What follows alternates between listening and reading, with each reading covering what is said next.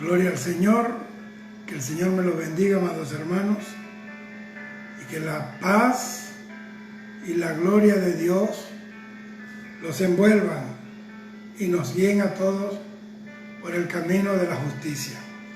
Gloria a Dios. En este momento yo tengo un tema y quiero que lo compartamos, y quiero ir al libro de Joel, profeta, capítulo 2, versículo 12 al 15. Dice así: por eso pues, ahora dice Jehová, convertíos a mí de todo vuestro corazón, con ayuno, llanto, lloro y lamento. Rasgad vuestros corazones y no vuestros vestidos, y convertíos a Jehová vuestro Dios, porque misericordioso es y clemente, tardo para la ira y grande en misericordia, y que se duele del castigo. Versículo 15 dice así: tocad trompeta en Sión, proclamad ayuno, convocad asamblea. Que el Señor añada bendición a su gloriosa palabra. Que la paz y la gloria del Espíritu Santo, que la luz del entendimiento, que la revelación, la sabiduría se derrame sobre cada uno de nosotros para oír y entender el consejo divino en estos tiempos. El tema de hoy es cuando la bendición se vuelve maldición. Para eso he tomado pues el libro de Joel, capítulo 2, específicamente del versículo 12 hasta el versículo 18. Hay una tremenda revelación de lo que Dios quiere que sea la vida diaria, la vida de continuo del pueblo de Dios. Y eso incluye fidelidad, eso incluye constancia en cuanto a la perseverancia, sobre todo gratitud. Bendito sea el Señor. El libro de Joel fue escrito en un momento en que el pueblo de Israel había caído en un tiempo de apostasía, de corrupción y de decadencia espiritual y moral. Esa fue, sin embargo, una época paralela a esta situación. Era una época de prosperidad, era una época de mucha riqueza material, y simultáneamente o paralelamente fue también una época de pobreza y de miseria espiritual. Joel significa, ese nombre Joel significa Jehová es Dios, o el que agrada o acaudilla al pueblo. Gloria al Señor. Acaudillar significa dirigir todos los combates, ser esa figura que anima en un combate. Es la persona que mueve masas de gente para una batalla, una conquista, cualquier enfrentamiento en batalla para lograr un objetivo. Bendito sea el Señor. Asimismo, al igual que muchos de nosotros hoy, los israelitas se apartaron de Dios y habían caído, bendito sea el Señor, en esa tragedia espiritual. Habían dejado los caminos del Señor, habían olvidado su ley, habían dejado que el corazón se les apagara en cuanto al amor al Dios que los sacó de tierra de esclavitud. ¿Y en qué momento ellos se apartaron del Señor? En un tiempo de mucha abundancia. Y oiga bien, yo no estoy diciendo que la abundancia es mala.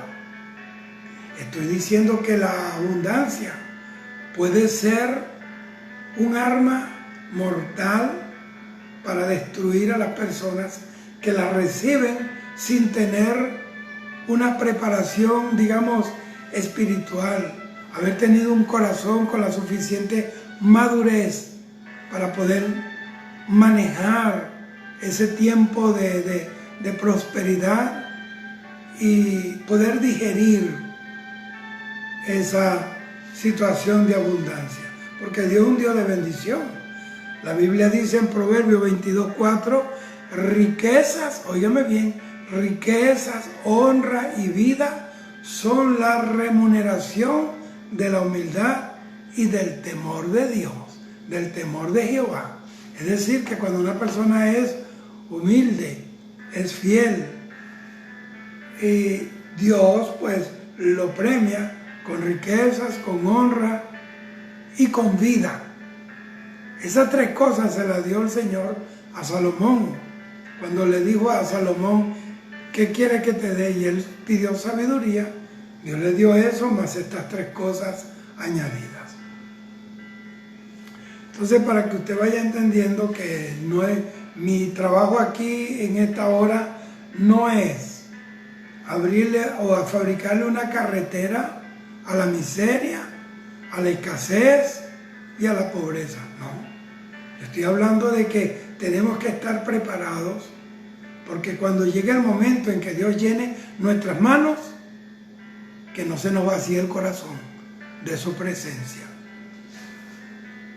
Entonces eso es una recurrencia, no es nuevo, no es algo de ayer o que acaba de aparecer en escena. Testimonios de personas que Dios los levanta de la nada y cuando los sienta en holgura, en abundancia y en bendición, se caen. Bendito sea el Señor. Entonces, como había ese tiempo de abundancia, de muchas riquezas, muchas comodidades, no había guerra incluso. Entonces el pueblo se descuidó.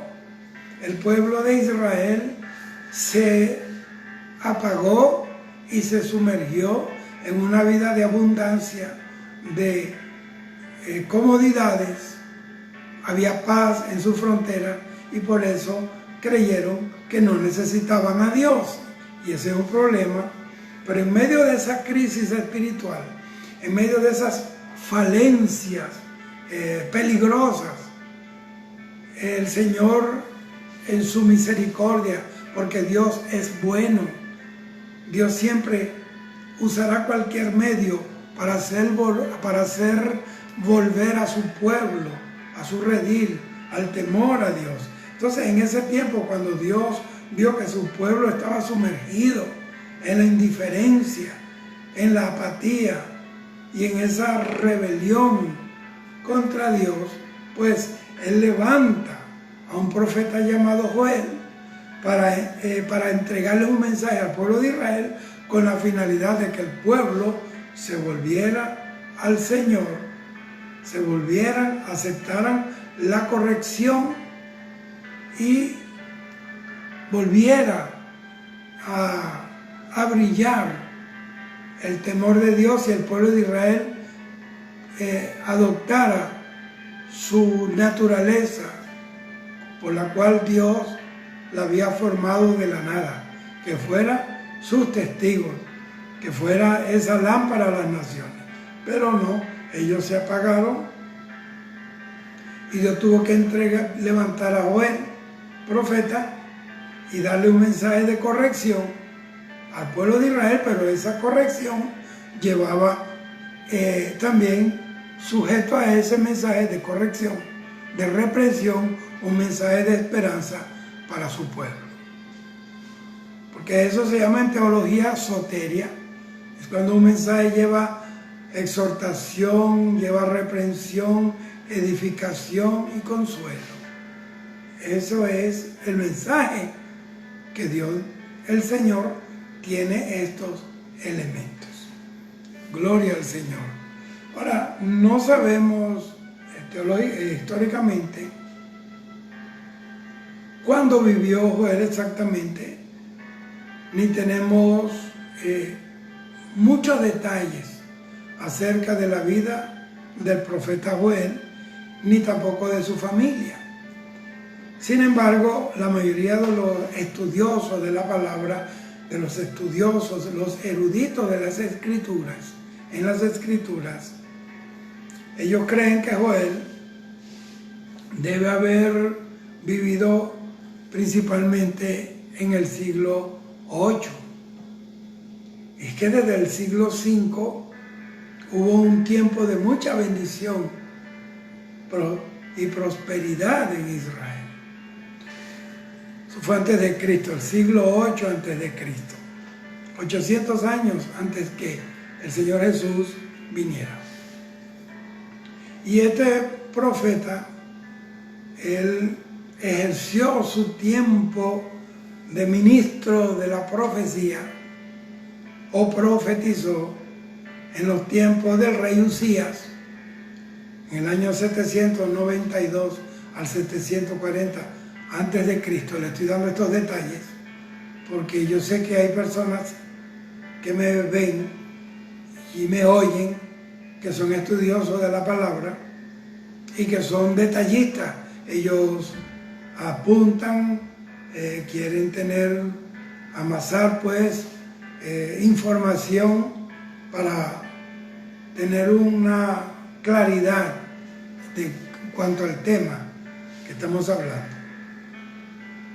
Ahora, no se menciona ahí en los tiempos del profeta Joel ni a Asiria, no se menciona a Babilonia, o tampoco se menciona a Persia en esas profecías de Joel.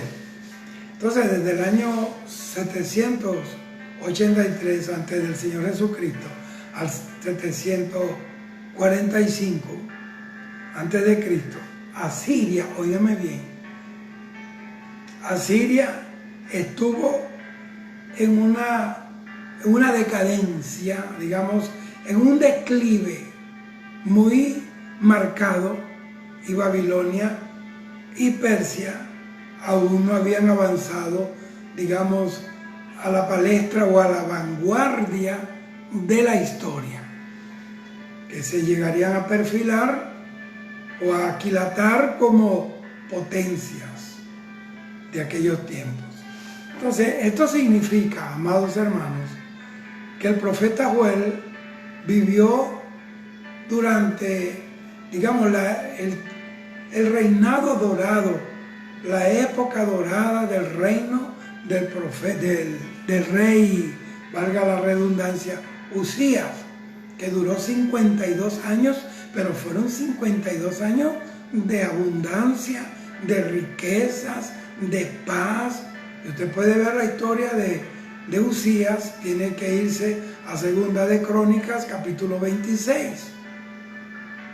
Que después que Dios lo bendijo, se exaltó su corazón contra Dios y entró al templo a ofrecer incienso, invadiendo un ministerio.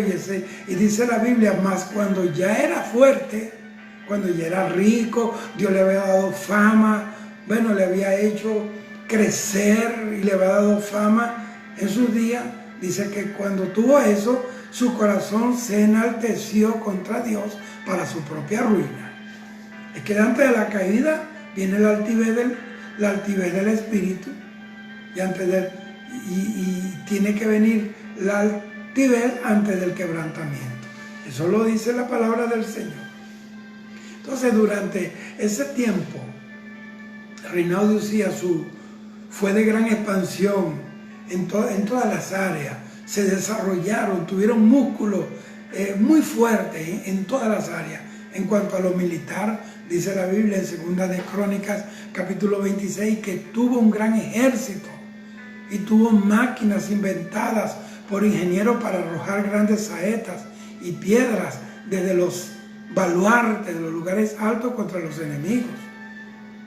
Entonces, en cuanto a lo administrativo, a lo comercial y en lo económico, o sea, fue un periodo de gran desarrollo y una solidificación nacional.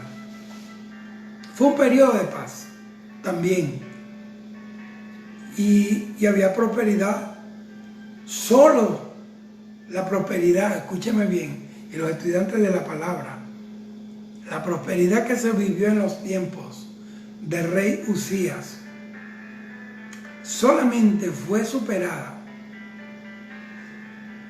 por el reinado de Salomón, hijo de David.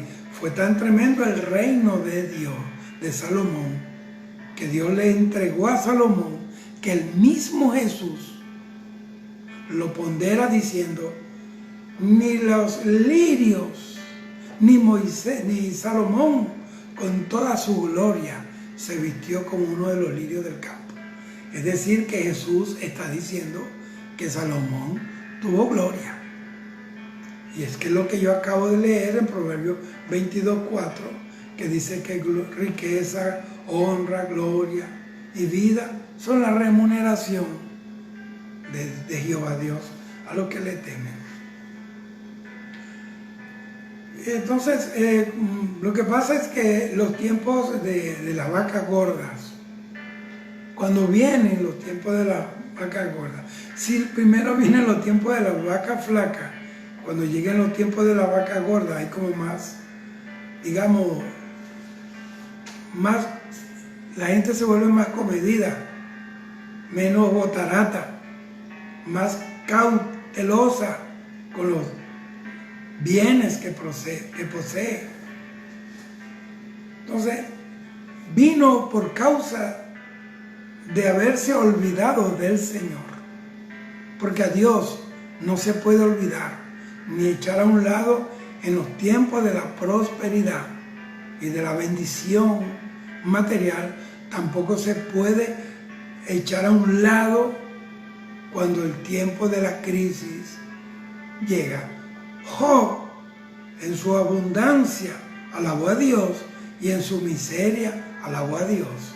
Ese es un adorador, que no alaba, no adora o no sirve a Dios por las circunstancias que le favorecen, sino que, como dijo Pablo, cualquiera sea mi condición, yo he sabido vivir en abundancia y en escasez.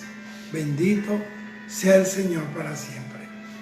Entonces vino un tiempo de desolación, o sea, de miseria. Pero ¿por qué vino la miseria? Vino por causa del pecado. Bendito sea Jesucristo, nuestro Señor y Salvador.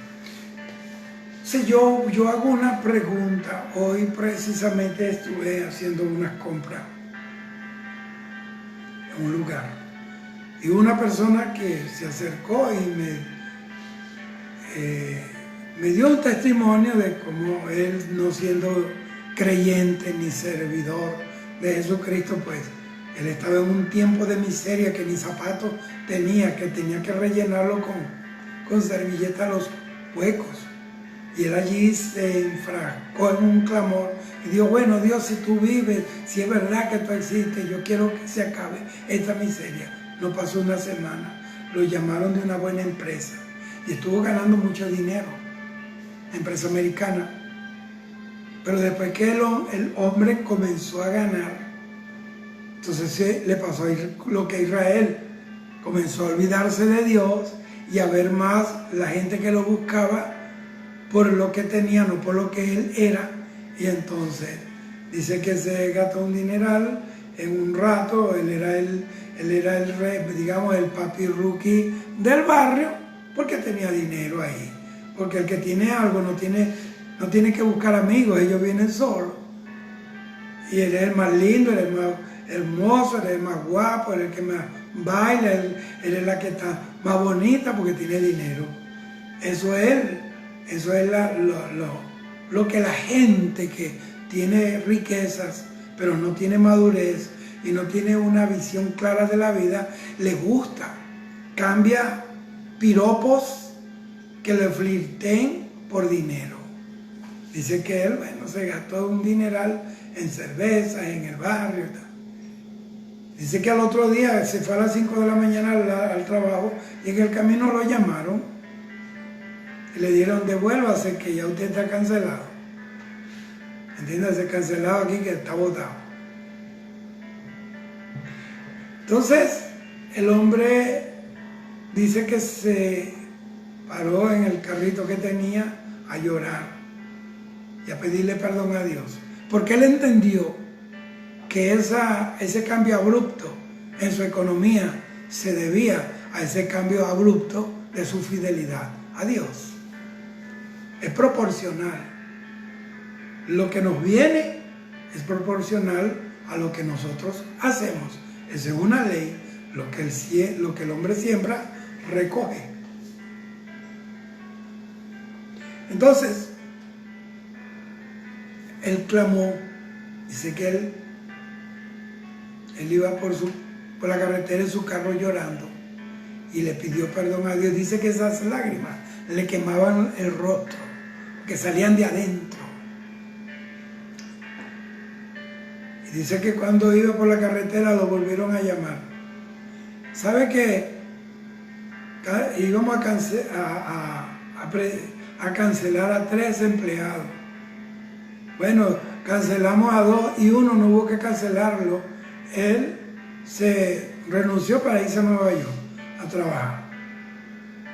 Entonces, como eran 3 que íbamos a cancelar, cancelamos 2 y el otro no lo cancelamos, sino que se fue aquí a Nueva York a trabajar. Entonces, véngase. Entonces, todavía no se le habían secado las lágrimas y ya estaba otra vez trabajando. Lo que yo quiero decir, que a Dios hay que serle fiel. En el Salmo 101, versículo 6, dice, mis ojos pondré en los fieles de la tierra para que estén conmigo. Dios quiere fidelidad. La esposa espera fidelidad en el esposo fidelidad en la esposa, el pueblo fidelidad en sus gobernantes, y así sucesivamente. Todos dependemos de ese factor, que no es un factor humano, es un factor divino, porque es el reflejo de la naturaleza de Dios que está en nosotros, y porque Dios es fiel. Entonces hay una pregunta que hay que hacerse en esta situación. ¿Por qué son peligrosas las riquezas materiales y la prosperidad? ¿Por qué pueden convertirse en algo tan peligroso? Bueno, si nosotros no tenemos cuidados, si no tenemos madurez, si no tenemos nuestro corazón lleno de su palabra, libre de ambiciones personales, libres de ese deseo, el amor por las riquezas y las ganancias deshonestas.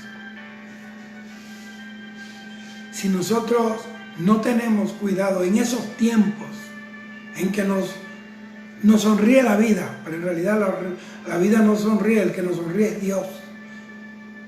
Y Él honra a quien le honra.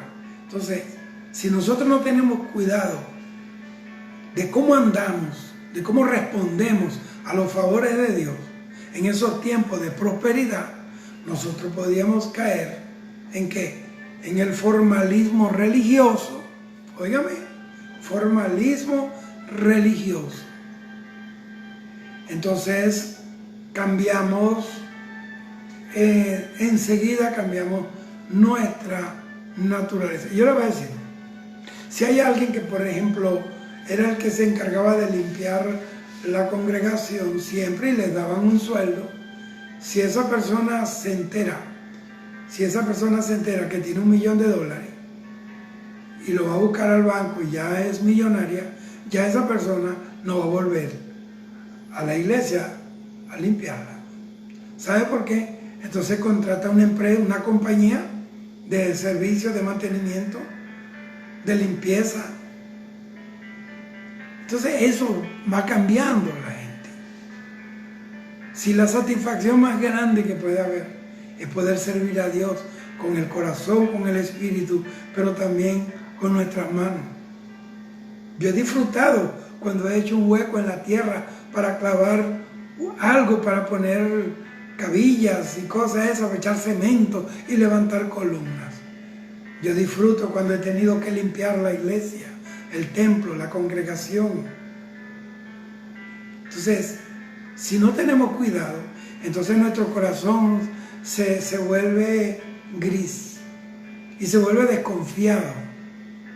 Ya los hermanos ya no me quieren porque ahora me quieren, claro, porque ahora sí. Entonces ese es un problema.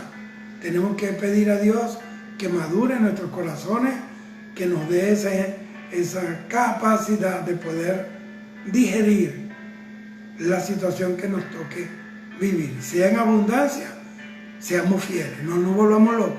Y si es en escasez, bueno, adoremos a Dios, porque las lágrimas mueven el corazón de Dios. Bendito sea el Señor para siempre. Y eso fue precisamente lo que le sucedió al pueblo de Israel en esos años. Estoy hablando en el siglo 8. Por lo que Dios tuvo que enviar un juicio terrible contra la nación de Israel. ¿Por qué? Por causa de su corrupción, de su apostasía, de su inmoralidad y de su corrupción. Entonces, durante esa crisis espiritual que estaba viviendo Israel, porque era una crisis espiritual, Dios usó a este profeta, del que no tenemos muchos detalles, para unir a la nación y para llamarla al arrepentimiento. Óigame bien. Y hoy resuenan las palabras del Espíritu Santo, esas mismas palabras que le dio a Israel a través de Joel, hoy resuenan sobre el mundo entero, sobre la iglesia. Hay un llamado de Dios al arrepentimiento, a volverse a Dios, a la unidad verdadera. Yo no estoy hablando de un ecumenismo humano, ni un eclecticismo humano, ni estoy hablando de esas unión romántica. Estoy hablando de la unidad verdadera, la unidad del Espíritu Santo de Dios, esa unidad que había en el corazón de Jesús cuando en Juan capítulo 17 oró y dijo: Padre, yo deseo que ellos sean uno como tú y yo somos uno. El deseo de Dios es la unidad, que la iglesia se unifique y que echemos de lado cosas. Yo no estoy hablando de falsa doctrina, yo no estoy hablando de cosas venenosas, estoy hablando de muchas veces trivialidades y pamplinas que ni siquiera están en la Biblia, que no quiero entrar en ese tema tampoco. Entonces, eso fue lo que pasó con Israel. Y si se cae en eso, ¿cuál es la consecuencia? Lo primero es que perdemos la fe. Ya no tenemos la fe en Dios. Por ejemplo, si alguien necesita algo y carece de los recursos, ora a Dios con fe, ora a Dios. Pero si tiene los recursos, ya se olvida de Dios y llama: tráeme 2, tráeme 3 de este tamaño, de este color. Ya Dios para él ya no cuenta. Dios simplemente fue el vehículo que lo trajo a la abundancia. Y después, chao. Como cuando usted le da el dinero al taxista: gracias, nos vemos cuando te vuelva a necesitar. Con Dios no se juega. Dios es fiel y que Él quiere que usted entienda eso. Si caemos en ese formalismo, entonces perdemos la fe y nuestra dependencia total en Dios. Entonces Dios le envía juicio. Precisamente, ¿para qué el juicio? Para hacerlo volver a Dios. Eso lo dice Isaías capítulo 26. Yo se lo voy a leer un momento. Isaías capítulo 26. Gloria a Dios. Dice: confiad en Jehová perpetuamente. Mire cómo dice: porque en Jehová el Señor está la fortaleza de los siglos. Confiad en Jehová perpetuamente, porque en Él está la fortaleza de los siglos. Bendito sea el Señor. Dice que si Dios no manda juicio a los pueblos no aprenden justicia.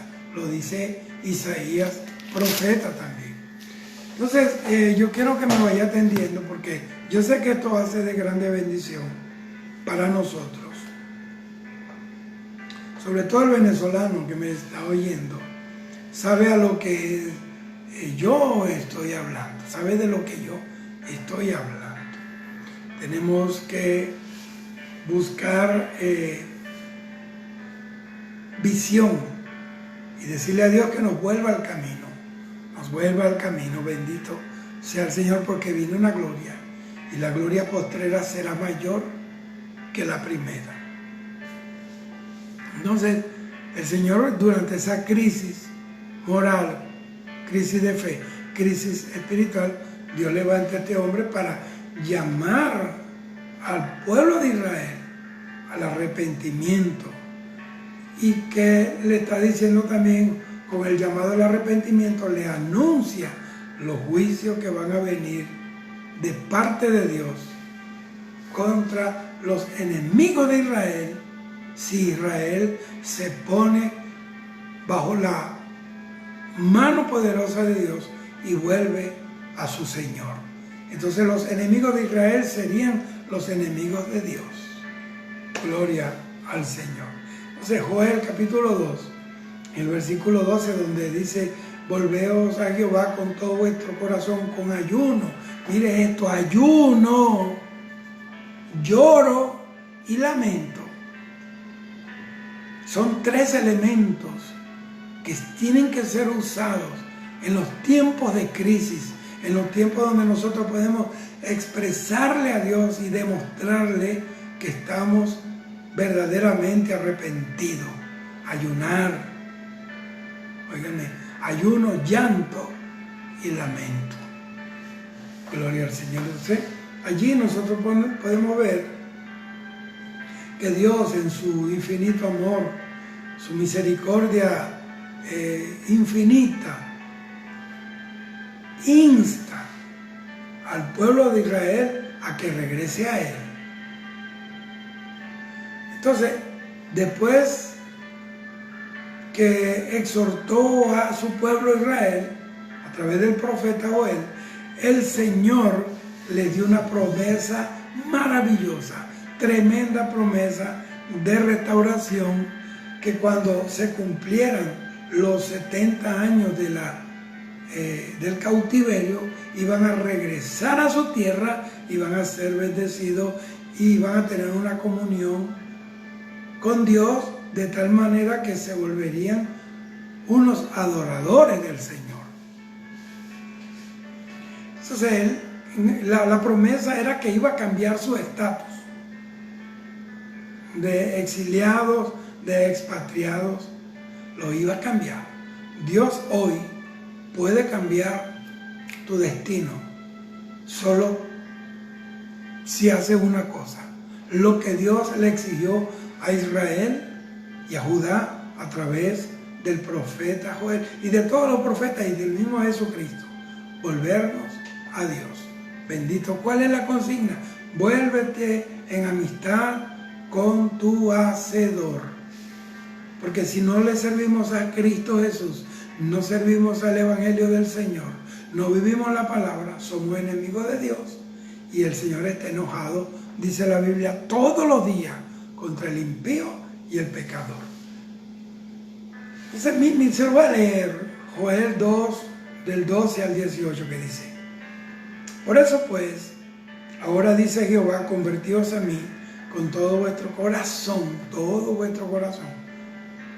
con ayuno, llanto y lamentos.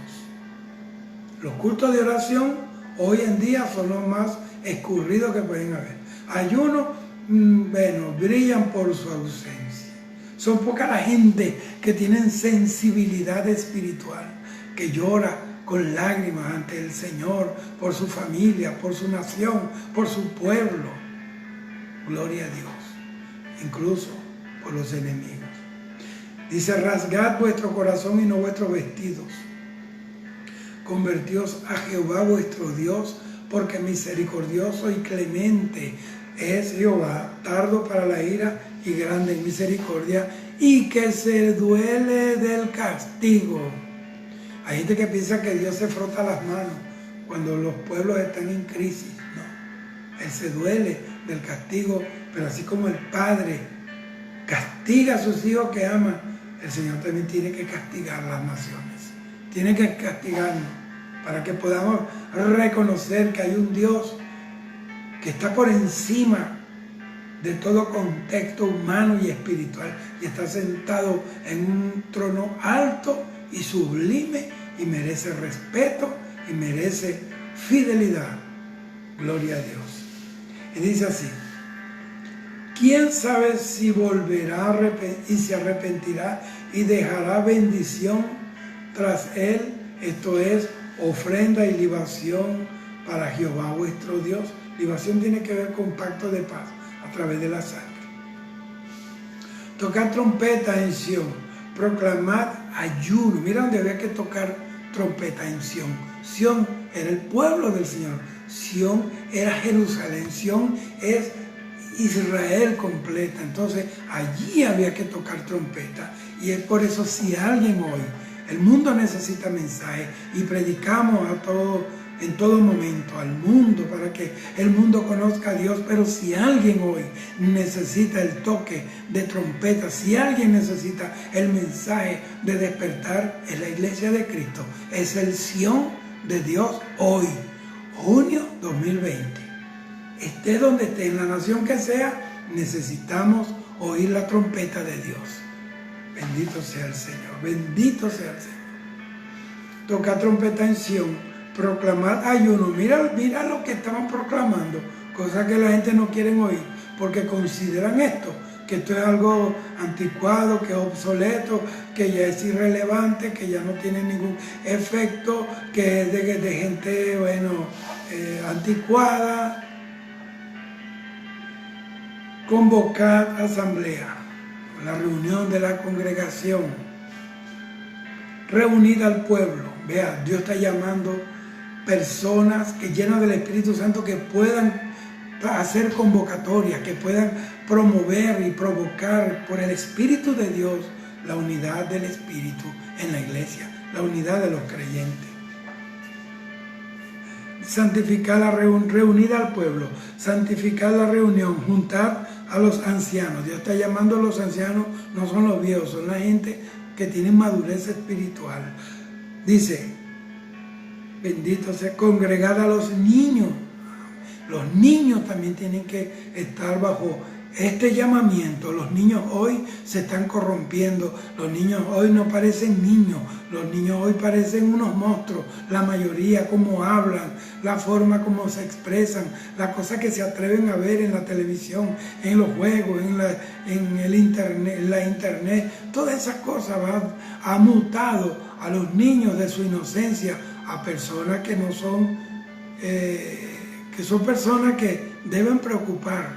Los niños, la niñez de hoy debe preocupar no solamente al gobierno, porque casi los gobiernos poco son los que se preocupan y dedican a los niños, donde no se crean regulaciones y leyes que protejan al niño, al adolescente, incluso a la madre embarazada. ¿Por qué no se brega mucho con niños? Porque a los niños no les interesa, porque los niños no votan, los niños no van a las urnas electorales. A lo que sí besan es a los padres para que vayan, o cuando besan a un hijo es para que los padres voten por ellos. Pero es lo que Dios está llamando a los niños. ¿Quién dijo usted? ¿Quién le dijo a usted que los niños no son importantes? Cuando yo veo niños en la congregación, yo me alegro porque yo también estuve allí y ya han pasado años y todavía estoy aquí. Es importante instruir a los niños en la carrera de Dios. Y a los que maman, mira esto, los que maman, los recién nacidos, salga de su cámara el novio. No hay tiempo para tanto romance, hermano. El tiempo que estamos viviendo es un tiempo de crisis. aleluya, y de su tálamo la novia. Entre la entrada y el altar lloren los sacerdotes, ministros de Jehová. Entre la entrada y el altar lloren los sacerdotes, ministros del altar, ministros de Jehová. El pueblo se ha endurecido, ha perdido la sensibilidad por la palabra, ha perdido la sensibilidad cuando cantaba y alababa a Dios y su corazón se quebraba y lloraba ante la presencia del Señor. Ya se secaron las fuentes de las lágrimas. Y digan los ministros, perdona, oh Jehová, a tu pueblo, y no entregues a lo propio tu heredad, para que las naciones se enseñoreen de ella. Porque han de decir entre los pueblos, ¿dónde está su Dios? Jehová, solícito por su tierra, perdonará a su pueblo. Y dice el versículo 28, y después de esto, derramaré mi espíritu sobre toda carne, y vuestros hijos y vuestras hijas profetizarán, y vuestros ancianos tendrán sueños, y vuestros jóvenes verán visiones. Entonces, fíjate lo que provocó la ruina. Dios no le dio riqueza para que se hundiera. Dios le dio riqueza para que la nación creciera, para testimonio de que Dios estaba con ellos. Porque tercera de Juan 2 dice que una de las cosas que Dios quiere, la voluntad de Dios, es que estemos prosperando así como prospera nuestras almas. La prosperidad es de Dios porque Dios es un Dios próspero. El asunto es que han desproporcionado este tema de la prosperidad y lo han vuelto un tema que parece que es lo único importante dentro de un culto. El dinero, recoger esto, recoger la ofrenda, los diezmos, o sea, ese es el tema que más le interesa a ellos. No hay otro tema. La salvación, la santificación. Y si hablan un poquito de esto es para sacar mucho de aquello. Hay que tener cuidado, cuídense. Entonces Dios le dice que es lo que tienen que hacer, que vuelvan al ayuno, al lloro, al lamento, que los sacerdotes, los ministros de Jehová lloren ahí en el altar, y eso, una convocatoria, los niños, las novias de los novios, los ancianos, que se vuelvan, para que Dios pueda quebrar y culminar con ese ciclo de juicio, de castigo. Y dentro de esa profecía de Daniel, en el versículo 28, Dios le dice que va a enviar su Espíritu Santo y que iba a llenar a su pueblo. Toda carne sería investida por ese poder sobrenatural del Espíritu Santo de Dios. Entonces Dios promete restauración. Mire, Dios tiene que disciplinarnos, tirarnos al piso, pero no nos va a dejar allí.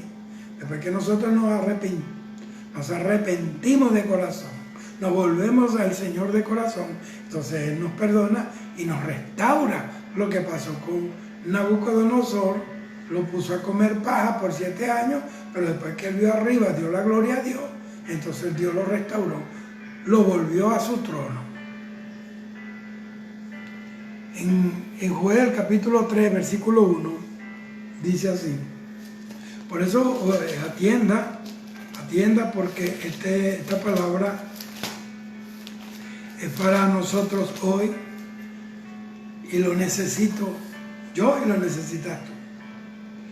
Dice Joel 3:1, porque aquí que en aquellos días y en aquel tiempo en que haré volver la cautividad de Jehová, de Judá y de Jerusalén, reuniré a todas las naciones y las haré descender al valle de Josafat. Ya eso es con el Armagedón. Pero lo que te quiero decir, el versículo 1 del capítulo 3 dice, porque he aquí que en aquellos días, en aquellos tiempos, en que haré volver la cautividad de Judá y de Jerusalén. Ahí está la promesa de una restauración nacional. Si queremos restauración en nuestras naciones, si queremos que nuestros pueblos salgan de los tiempos de paupentividad, de crisis, de deterioro, de tanta cosa que está revolcando nuestra nación en la ignominia y en la vergüenza, entonces este es un llamado a los ministros, sacerdotes de Jehová, Dios de los ejércitos, a los sacerdotes, ministros de Jehová, a los ancianos, a los profetas, a la asamblea que está compuesta por todos los creyentes de Jesucristo. Es un llamado a los niños e incluso a los que maman, porque en los tiempos del juicio anunciado por el profeta Jonás, el rey dijo que ayunaran desde el que mama hasta el más viejo, hasta los animales, por 3 días. Eso cambió la sentencia divina por misericordia. Dios los perdonó. Aunque Nínive fue destruido, pero después en otro tiempo había otro rey que no le hizo caso a nadie. Entonces este es el tiempo. Queremos que nuestras naciones salgan de las crisis, que los tiranos se vayan, que el narcotráfico, que la corrupción sea barrida y los corruptos sean ajusticiados, sean enjuiciados, que no haya impunidad. La única manera es que la iglesia de Cristo se levante. Es que volvamos al rincón del llanto, del clamor y del ayuno. Que se vuelvan a abrir. Hoy precisamente me habló una hermana que se congrega con nosotros en la congregación, valga la redundancia. Su hermana está en otra ciudad y dice que todavía no se puede congregar porque el pastor no va a abrir la iglesia porque le tiene pánico al coronavirus. Dios mío, Dios mío. Entonces por eso es que necesitamos volvernos a Dios con todo nuestro corazón, con ayuno, llanto y lamento. La situación que está viviendo el mundo no es para ir a surfear a la playa, ni tomarnos una limonada y mover el hielo con el dedo. Es el tiempo de volvernos a Dios, de volvernos al clamor, al ayuno, a la oración, al matutino, al volverse de la madrugada, a guerrear, a vestirnos desde temprano las armas de guerra de Cristo, las armas de la luz, y vestirnos de Cristo. Gloria al Señor. Entonces ahí en Joel capítulo 3 versículo 1, que se lo acabo de leer, Jehová da a conocer algo que es muy importante para su pueblo Israel y para nosotros hoy, porque es una enseñanza, es una administración tácita en cuanto a nosotros.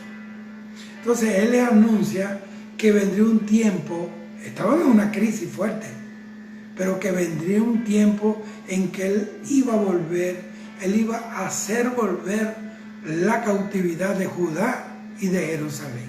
Los dos reinos, el reino de Israel y el de Judá, el reino del norte y el reino del sur.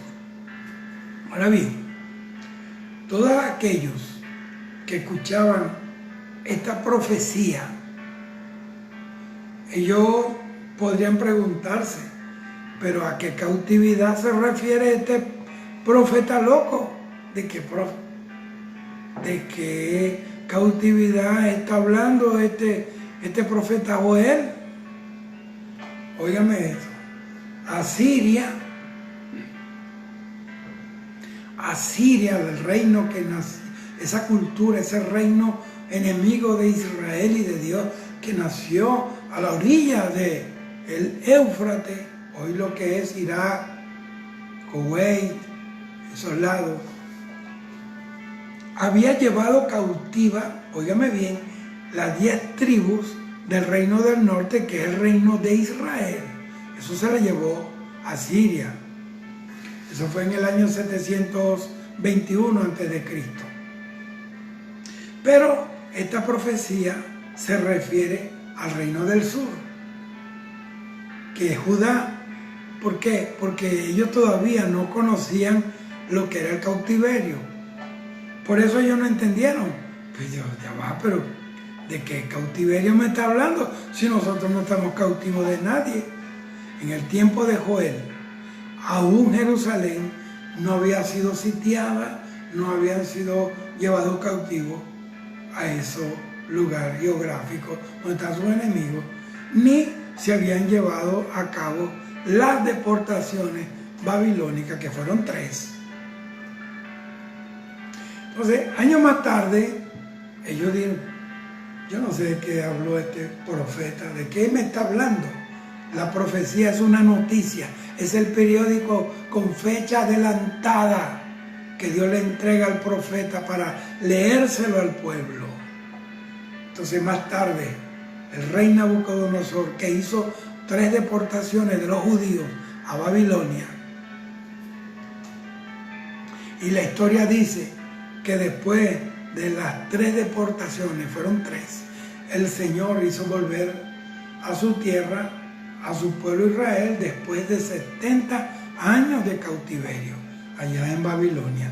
Pero bendito sea el Señor, aún después de este retorno, de este volver del pueblo de Israel, de ese exilio babilónico, no se cumplieron las demás promesas de esta profecía del libro de Joel, capítulo 3. Y sigamos adelante, porque ya estoy concluyendo, porque quiero cerrar con algo bien concreto. Para que nosotros entendamos,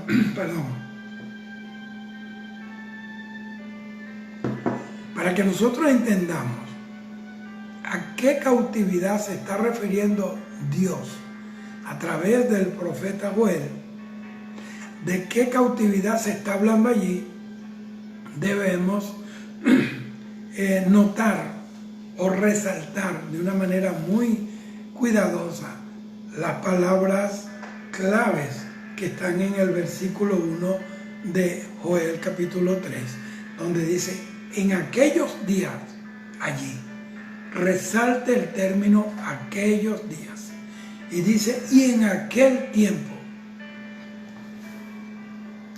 El Señor pone en la boca del profeta Joel estos vocablos que no especifican en realidad en qué fecha del calendario iban a ocurrir estas cosas, estos eventos.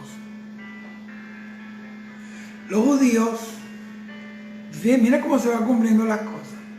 Los judíos, ellos volvieron a poseer la tierra después de la cautividad babilónica, pero nuevamente, después de eso, ellos fueron esparcidos después de la destrucción de Jerusalén en el año 70 después de Cristo por las hordas, las tropas del Imperio Romano al mando del general Tito, para cumplirse literalmente la profecía del Señor Jesús.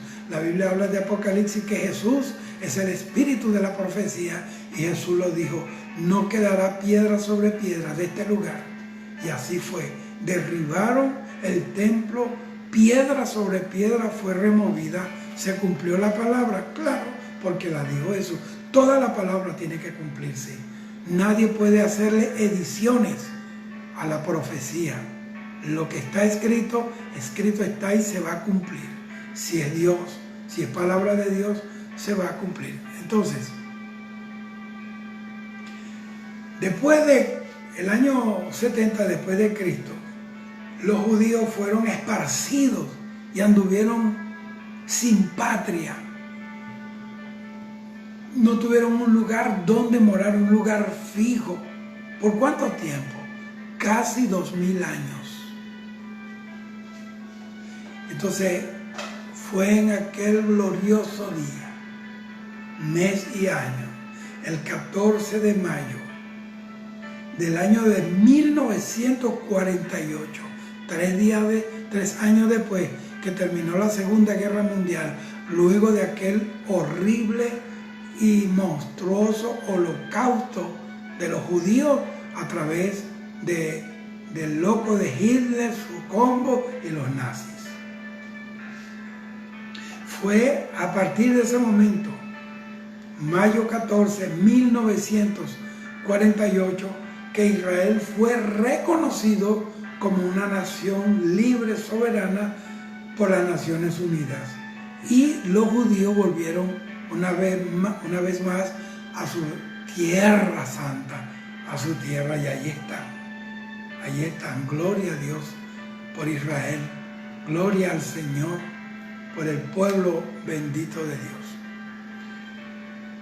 Entonces todavía hasta el día de hoy el Señor está haciendo volver a los judíos de todos los pueblos, los ángulos de la tierra, los 4 ángulos, los está haciendo volver, los está haciendo regresar a su tierra, porque esa profecía de Joel 3:1 tiene que cumplirse. Y esa obra durará hasta los días de la gran tribulación. ¿Me está entendiendo? Eso va a ser un repatriamiento. Van a regresar, porque estén donde estén, así hayan nacido en Alemania, en España, en Checoslovaquia, en Francia, en Inglaterra, hayan nacido en la nación que sea. Ellos son judíos. Ellos no pierden su nación, ellos no pierden su identidad nacional con el pueblo de Israel. Alabado sea el Señor. Y los emperadores romanos, los emperadores, la mayoría quisieron erradicar de Israel su cultura y no pudieron. Se acabó el imperio romano y todos esos imperios, y todavía Israel es Israel. Entonces, en esta profecía, el Señor nos está revelando, nos está anunciando lo que Él va a hacer en los tiempos del fin, como dice Joel 3:1, en aquellos tiempos, en aquellos días. En el día que el Señor Jehová, Dios, reúna a las naciones en un valle de Israel. ¿Para qué? Para juzgarla por el daño que le han hecho a su pueblo Israel a través de la historia, a través de los años. Esa proliferación, ese resurgimiento peligroso del antisemitismo es producto precisamente de lo que se ha movido en las naciones por mucho tiempo, el odio a Israel, el odio a los judíos. Bendito sea el Señor. Entonces, Él va a reunir a todas las naciones, las va a llamar a ese punto geográfico y la va a juzgar por haber maltratado y perseguido a Israel por todos estos años. Mira, no todas las naciones de la tierra han esparcido a Israel de su tierra, no la han arrancado, no todas las naciones, pero muchas naciones cooperaron con esas naciones que sacaron a Israel de su tierra. Y tanto el que ejecutó como los que apoyaron el arrancar de los israelitas de su tierra son culpables delante de Dios. Dice que los va a reunir. Versículo 2 dice que de Joel capítulo 3 dice que lo va a reunir en el valle de Josafat. Ahora usted ve, busca el mapa ahorita, en Israel no hay un lugar llamado Valle de Josafat. ¿Sabe por qué? Porque es posible que Dios ponga de ejemplo, óigame bien, usted no va a conseguir Valle de Josafat en el mapa de Israel. Pero el Señor le dio ese nombre, para mi parecer, a mi entender, humildemente lo digo aquí, para recalcar la victoria que tuvo ese rey fiel, santo, esa victoria que Dios le dio al rey Josafat en Segunda de Crónicas, capítulo 20, versículo 20 al versículo 25, dice que Josafat se levantó de temprano y le pasó revista a sus tropas, vio que todo estaba bien y dice en el Segunda de Crónicas 20:20, confiad en Jehová y estaréis seguros, creed a sus profetas y seréis prosperados. Él sabía que mientras caminara con Dios, Dios le iba a dar la victoria. Por eso esa victoria contundente que tuvo el rey Josafat en Segunda de Crónicas, capítulo 20, versículo 20 al 25, lo quedó como para la historia, y por eso es que él llama el Valle de Josafat, para decir, así como yo ayudé a Josafat, así yo le daré victoria a ustedes sobre los enemigos, porque yo soy el que los llama a juicio y yo los postraré. Bendito sea el Señor.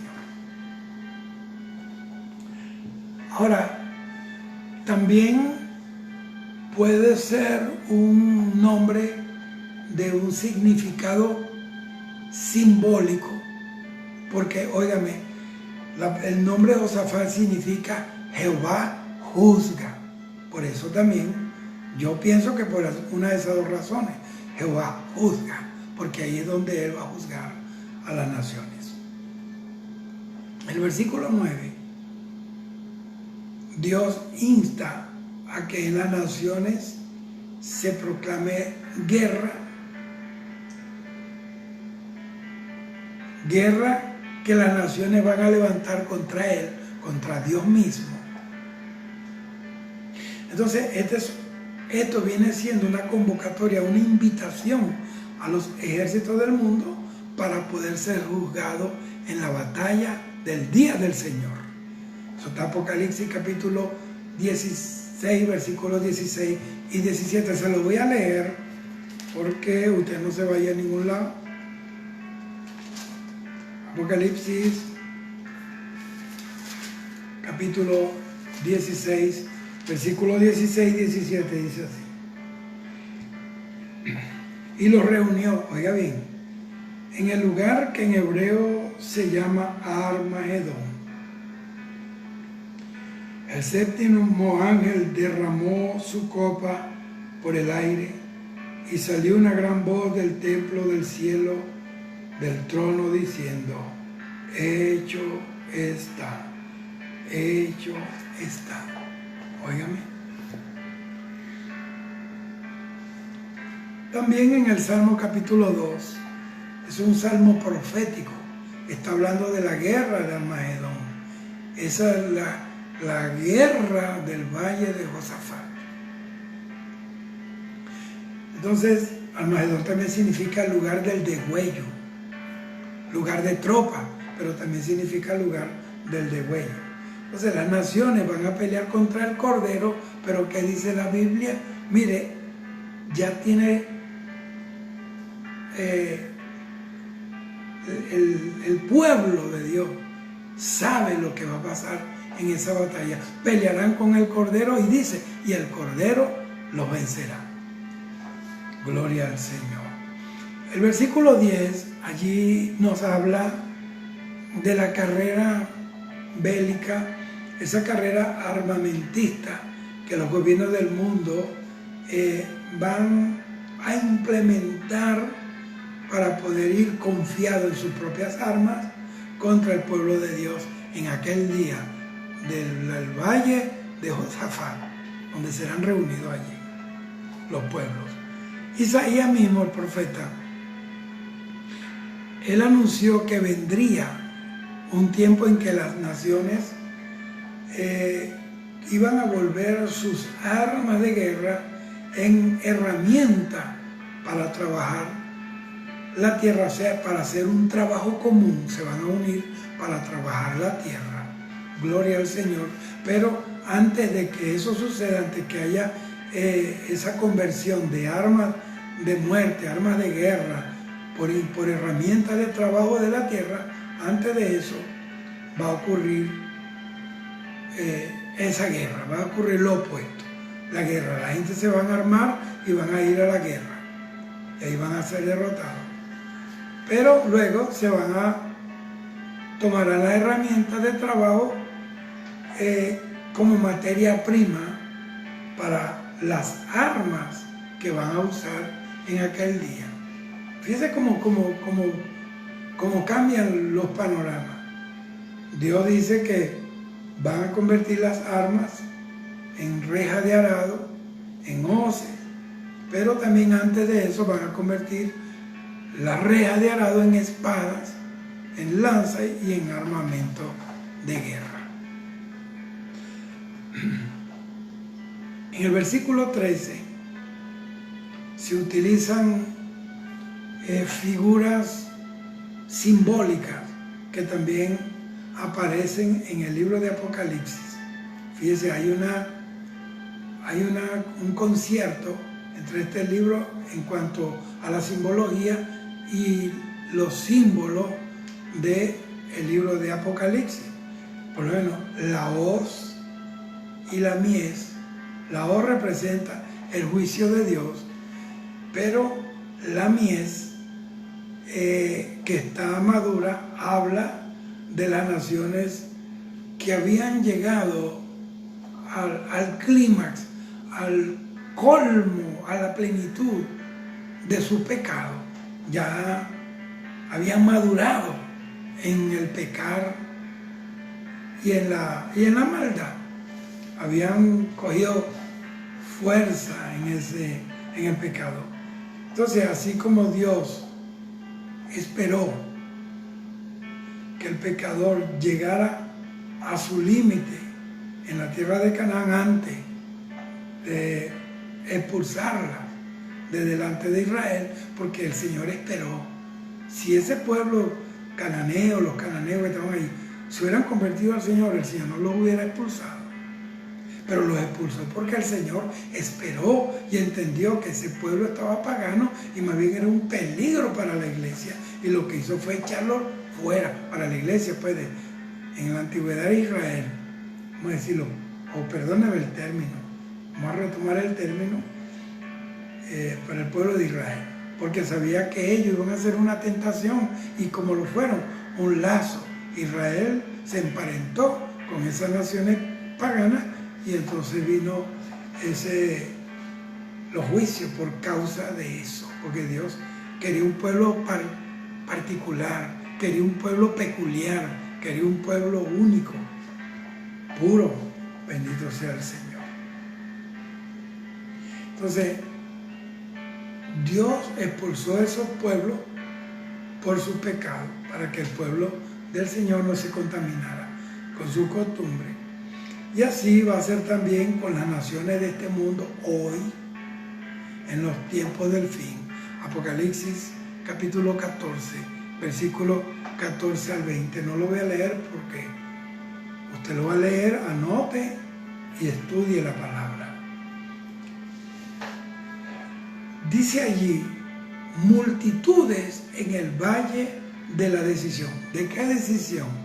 Usted sabe que el juez levanta el martillo y golpea. Dice, he decidido, o sea, está decidido la sentencia. Ese es el día que Dios, el Padre Celestial, le va a dar el martillazo final al juicio, a las naciones, al pecado. Bendito sea Dios para siempre. Entonces, son muchos los que interpretan este pasaje como una escritura, digamos, evangelista, que se refiere al hombre en cuanto a su decisión por la salvación, en cuanto decide ser salvo por causa, o sea, puesto en las manos del Señor, que es el único que puede salvar. Pero el contexto de este pasaje quiere decir que ese es el valle de la decisión de Dios para juzgar a todos los pueblos que fueron espina para los pies de Israel. Dios tiene todo calculado, lo tiene guardado para su tiempo, hora, mes y año.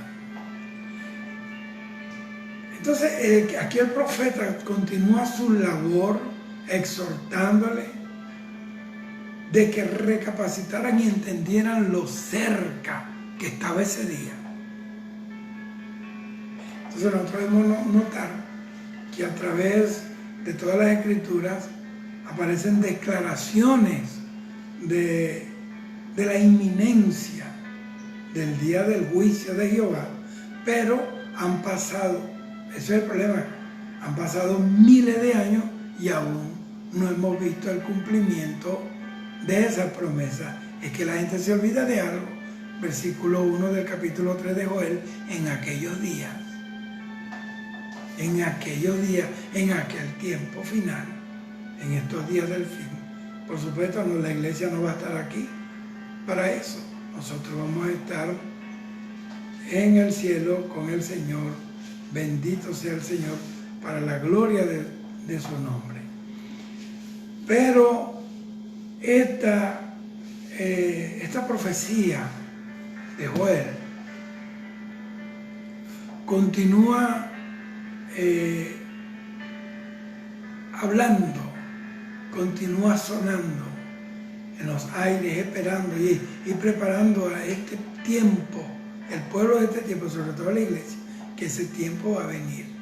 Entonces, esta anunciación en cuanto, porque era continua, una anunciación continua en cuanto a esa cercanía de ese día, no puede referirse específicamente al tiempo, porque ya desde Génesis nosotros encontramos que Enoc, óigame bien, Enoc anunció la inminencia del día del Señor.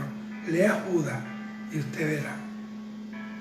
Entonces está hablando de la inminencia del día en la cual Dios manifestará su poder y traerá a las naciones a juicios y pondrá y establecerá su autoridad.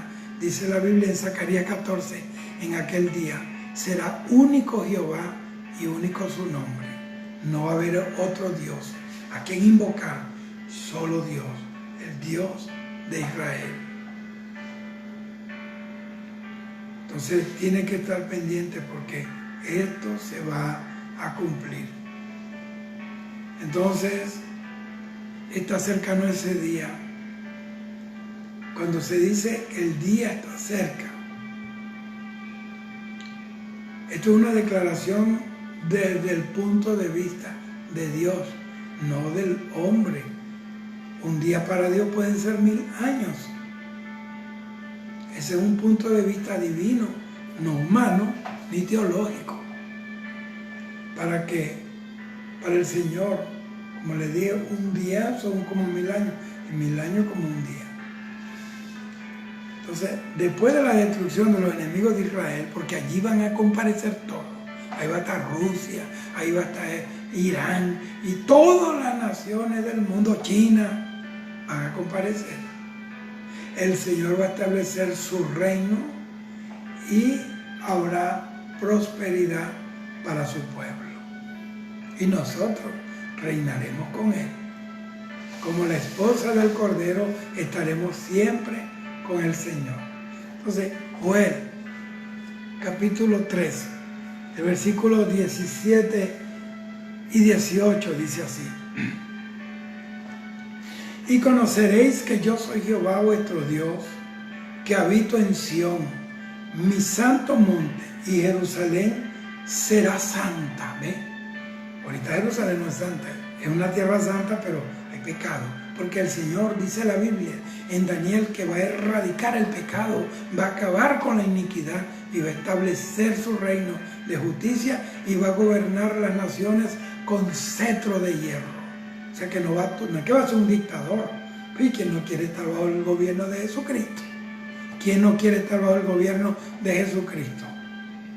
Sino ese cetro de hierro dice que no va a tolerar el pecado, que la justicia va a ser uniforme. Gloria a Dios. Y dice así: y extraños no pasarán más por ellas. Extraños, naciones extrañas. Sucederá en aquel tiempo que los montes destilarán mosto. Mosto es símbolo de alegría.